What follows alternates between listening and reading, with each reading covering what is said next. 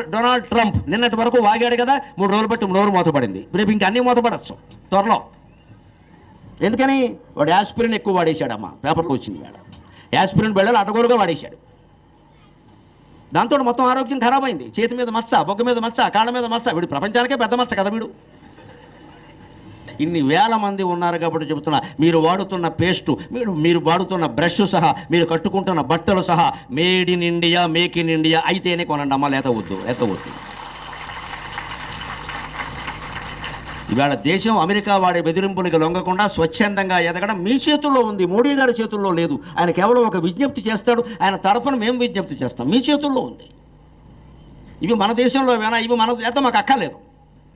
మన దేశంలో తయారైనంత మాత్రాన సరుకు బాగుండదు అనేటువంటి మాట వదిలిపెట్టండి. అవన్నీ పూర్వం మాటలండి, ఇప్పుడు చక్కగా తయారు చేస్తున్నారు అందరూ కూడా.